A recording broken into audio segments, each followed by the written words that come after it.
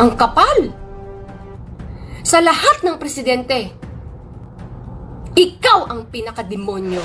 Isang miyembro ng Kingdom of Jesus Christ ni Pastor Apollo Quiboloy, galit na nag-live sa kanyang Facebook page.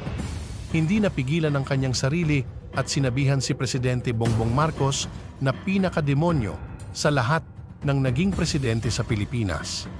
Lalo na si Senador Risa Hontiveros na kumuha pa daw at nagbayad ng mga witness para idiin si Pastor Quiboloy. Kung mapapansin ninyo mga kaibigan, umalma sa isa sa kanyang mga programa si Ted Filon dahil sa isiniwalat ng budget sa BICAM na kung hindi dahil sa PE ay wala tayong kaalam-alam na hindi lang pala ang 26.7 billion. Ang isiningit sa BICAM, meron pa palang sa DPWH sa 2024 na budget. Naku po, ito ay bilyones din.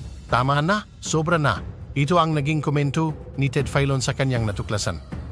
Hindi kaya itong issue ngayon kay Quiboloy ay palusot lang para mawala ang issue ng PE akapayuda para sa Kapusang Kita program na may isiningit na budget na 26.7 billion at itong billions din na budget na isiningit sa DPWH. Tangin si Ted Filon lang ang nagsiwalat nito sa mainstream media. Kung ito kasi ang tatalakayin ng media ay lalong masisira ang pangalan ng mga Marcos na binansagan noon na kawatan. Dahil nag-deny si Senador Aimee Marcos na hindi niya alam kung bakit may akap. Pero ang nakakapagtataka ay bakit may pirma siya at itong pinsan ni PBBM na pasimuno ng PI. Wag na tayong magbulag-bulagan pa mga kababayan, bistado na. Wala na silang lusot sa pagnanakaw sa kaban ng bayan.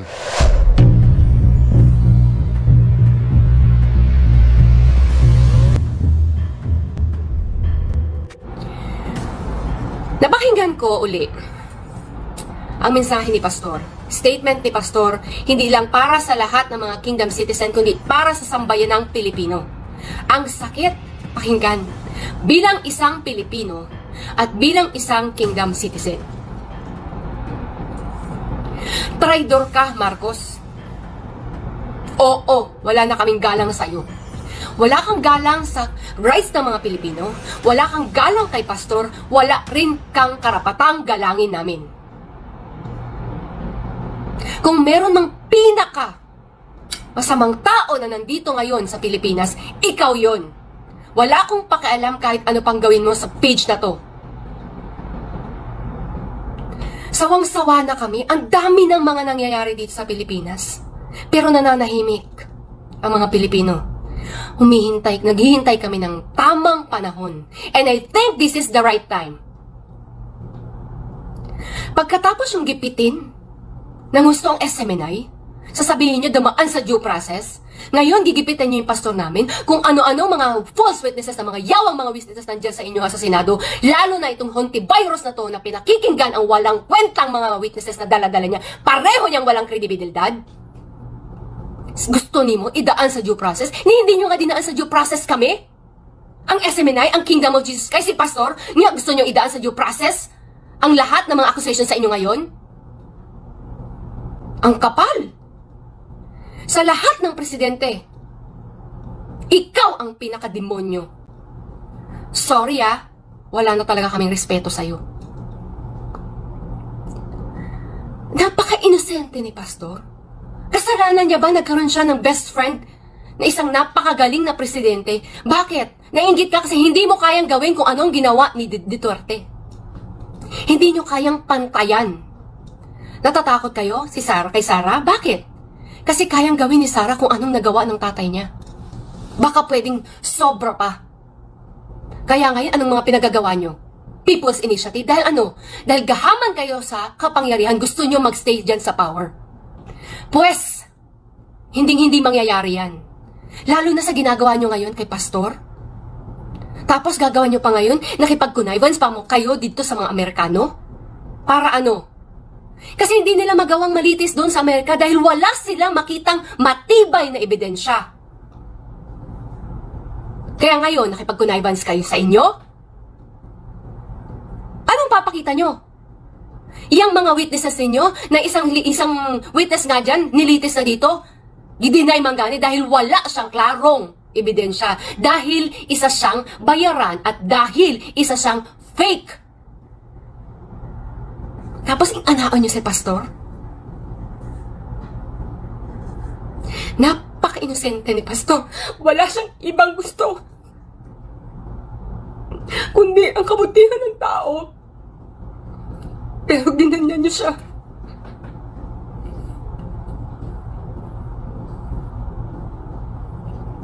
Kaya kaming dito sa kingdom,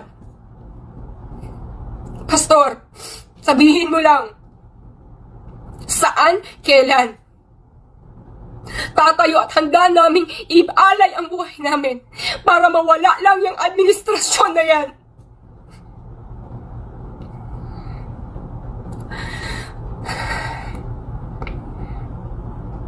Mga kapwa ako Pilipino,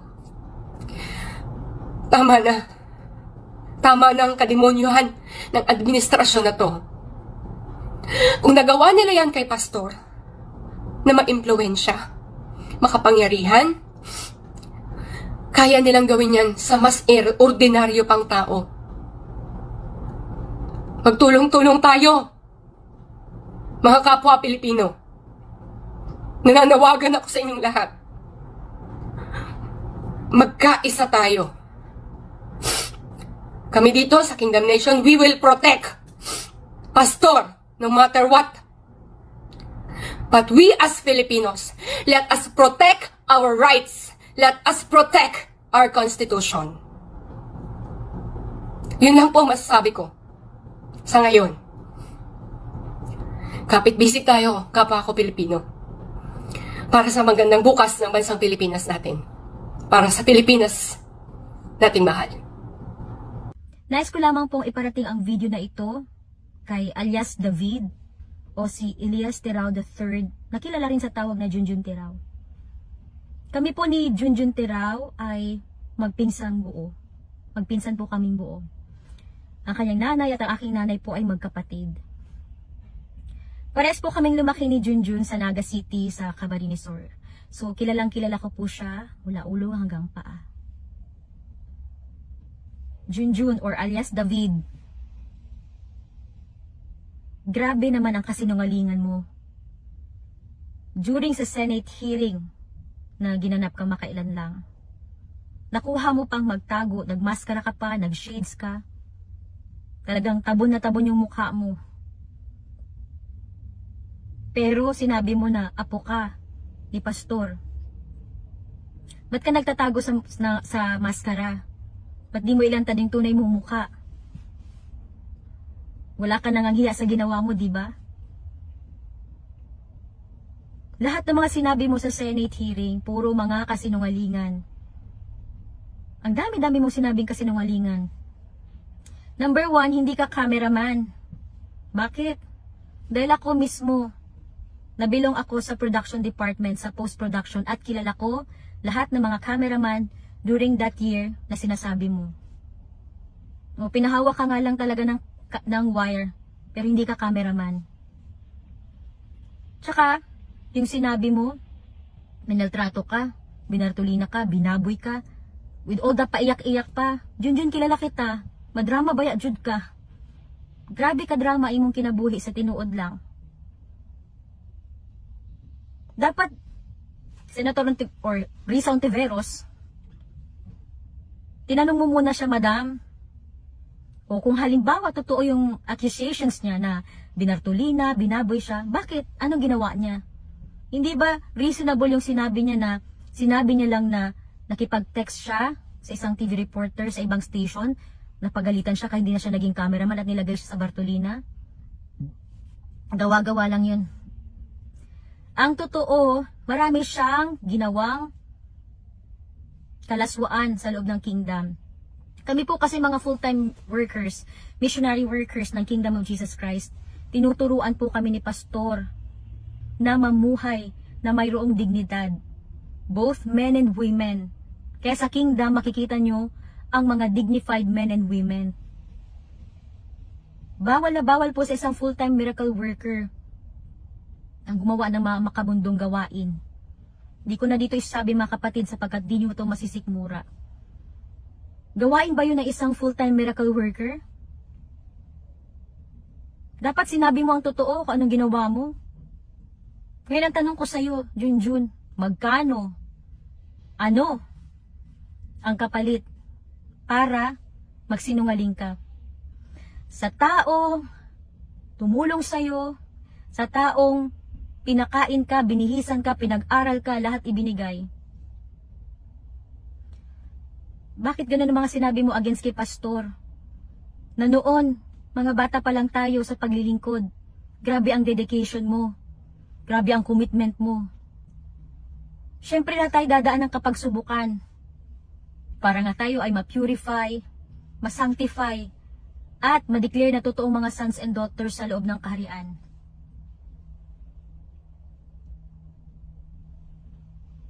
Nag-full-time miracle worker tayo, di ba? Pumasok tayo sa full-time ministry. Ako personally, I went full-time, not expecting anything in return. Hindi ako nag-expect ng kahit anong kapalit dahil ang aking mission ay makatulong sa gawain. Yung fundraising, hindi naman yan isolated lang na sa atin lang natin, tayo lang gumagawa niyan. Yun lahat ng mga simbahan, lahat ng organizations, meron silang iba't ibang kapamaraanan para sa kanilang fundraising. Bakit? Di ba kahit nung nasa elementary ka, nagtitinda ka rin nga ng kahit ano-ano, di ba? Para may pambaon. Dito sa kingdom, kaya nga tayo pumasok as worker para makatulong tayo sa gawain ng Ama. Makatulong tayo kay pastor. At ang lahat ng ito, fundraising, lahat na pupunta ito sa magandang gawain. Hindi sa kung ano-anong bagay lang. Alam mo, Junjun, sana may natitira pang kahit kaunting konsensya sa'yo. Sabihin ko lang, no? Dahil ginawa mo ito sa taong napakabuti. Hindi ko lang ito na-share sa'yo noon. Pero merong instance noon na nag-serve ako kay pastor during one of his lunch meal. Ang bungad agad sa akin ni pastor, ikaw ang kanyang kinamusta. Noon pa yon. Tanong niya kung kumusta na daw ikaw ang pinsan ko na pinag-aral niya sa Maynila. Masaya si pastor at proud siya na pinag-aral ka niya. Pero ito ang kapalit ng kabutihan ni pastor. Hanggawan mo siya ng kwento. Accusations na hindi naman totoo, Junjun. Naalala mo nung lumabas ka? Andito sa akin ang mga conversation natin. Nagpapatulong ka sa akin na makabalik ka sa kingdom. Sabi mo pa sa akin, tulungan mo ako, Net. Gusto ko makabalik sa kingdom. Gusto ko ulit maging full-time worker. Kasi ang buhay nandyan sa loob ng kingdom. O andito, ipopost ko lahat ng conversation natin. Junjun, alam mo sa sarili mo, ever since pa, mga liliit pa tayo, suwail ka nga bata. Bisag imong mama o papa mo, hilak manggani sa katigasan ng ulo mo. Sino maniniwala sa'yo?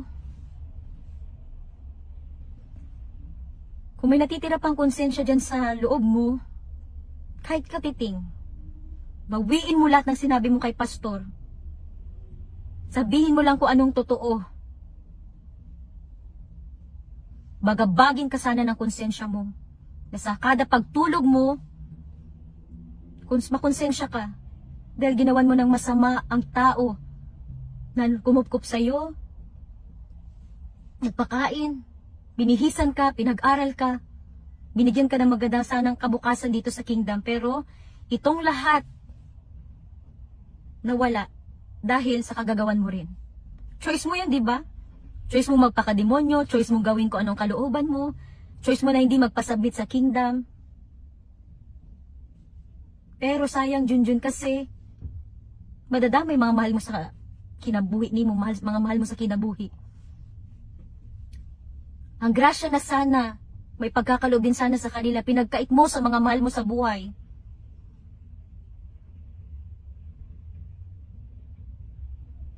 Habang may time pa, ang Amahan through the Son mo imuhatag sa imo ang grasya. Tanang magisulti nimo o sa tanan ng mga nag-witness kunuhay. Lahat kayo na nag-witness dyan sa Senate hearing. Lahat kayo mga bogus witnesses. dili totoo lahat ng mga gipangsulti ninyo against kay pastor. Bagaba ginawa kayo ng konsensya nyo. Sa aming mahal na pastor, Pastor Apollo C. Kibuloy, Pastor, salamat sa tanan. Malaki ang utang na loob namin sa iyo, sir, sa tanang kaayuhan mo sa among kinabuhi. Gidawat mo kami sulod sa imong gingharian. And naging ganito kami because of you, Pastor. We owe everything to you. I support you, I believe you, and I forever stand by you, Pastor. Together with all the loyal, faithful, dedicated, committed defenders of the throne, defenders ng appointed Son. He will forever defend you, sir. Salamat sa lahat-lahat. Kahit saan man umabot ito, pakikipaglaban. The spiritual battle. Makaasa ka po, Pastor, sa bawat isa sa amin na matatapat na naglilingkod sa Ama through the Son. Salamat po. At sa lahat po ng mga viewers, again, pakishare nito hanggang umabot ito sa taong concern kasi blinak niya na ako sa Facebook. Maraming salamat and may the Father's blessings be upon all of us. Praise the Father.